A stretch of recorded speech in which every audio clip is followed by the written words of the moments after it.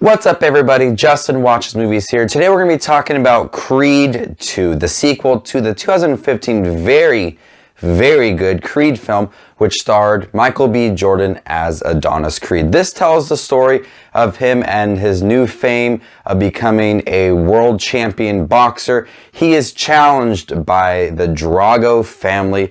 If you don't remember, Ivan Drago killed Apollo Creed in Rocky IV. So there's kind of like this bad blood with the Creed and Drago family. But he is challenged by Victor Drago, and they have this fight to see who is the better boxer. I was really looking forward to this movie.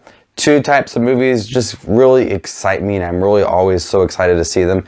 Musicals and boxing movies. So, of course, I was super excited to see Creed 2, and I thought this movie was really good. We're going to talk about the good, the bad, and at the end, I'm going to give you the score for the film. Creed 2 has a lot of things that worked in here. One of the things that really did surprise me in this movie, and I did not see coming, is the depth to the Drago family.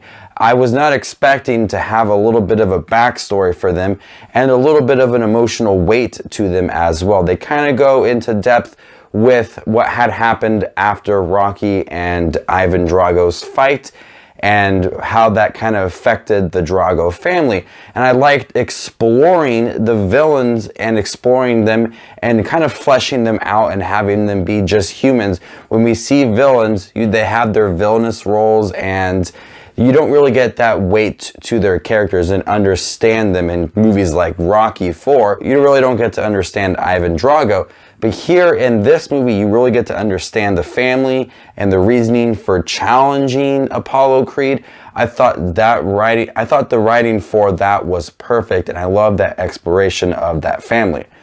We do get Sylvester Stallone as Rocky coming into the movie again, and their relationship is really blossomed in this movie.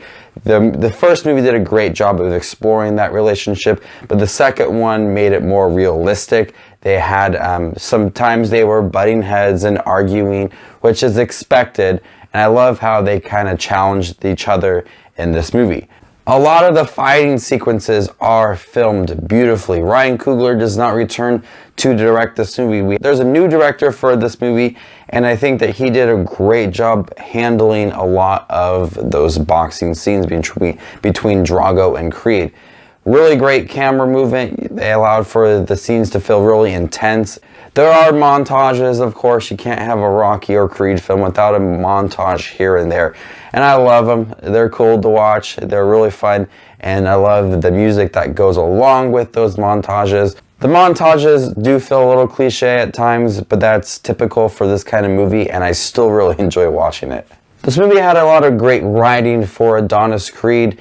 Him dealing with being challenged by Drago and what it means to him to fight him and win the title. It's all a very realistic approach to a character like this and what he is dealing with emotionally. He just has a new daughter, so he has a lot of things on his plate, and I think it's a real human touch to this character, and I love watching him try to navigate through his newfound career and with his daughter. So I think that they had a really realistic approach to this character, and I loved exploring more of Adonis Creed because he was so great in the first movie, and now it's even better. Now, some of the bad things in the movie, and they're not that bad. It's not this, like I said, this is a really great movie. So the negatives are very limited. This movie is a little bit predictable when it comes to the storyline between Creed and Drago.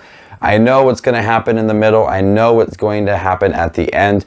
It feels very safe in its storytelling and the approach for it. It feels like a typical Rocky movie. You know what's going to happen. You know what's going to happen in the end. I feel like they didn't make a lot of... I feel like they didn't take a lot of risks when telling the story, the main story of Creed against Drago. There are some other things that did surprise me in this movie, but the main storyline between Creed and Drago was very predictable and they didn't take many risks in telling that story. But overall, I thought Creed 2 was a knockout. I thought the relationship between Creed and Rocky once again was very strong, and Bianca as well with Creed, very beautiful relationship. And I was surprised to see the backstory for the Drago family. It is a bit predictable at times, but I'm able to overlook that and give Creed 2 an A-. What do you think of the new film in the Rocky universe? I'll be ranking all 8 Rocky films from worst to best after I finish watching Rocky 4 and Rocky 5 because I haven't seen those in years. So once I'm done watching those, I'll rank those for you guys. My name is Justin. I love to watch movies, and if you guys do too, make sure to hit that subscribe button down below and hit that bell notification so you guys don't miss any of my ranking videos, movie reviews, Funko Pop videos, whatever it may be. I hope you can join the channel. My name is Justin, and you guys stay classy, YouTube.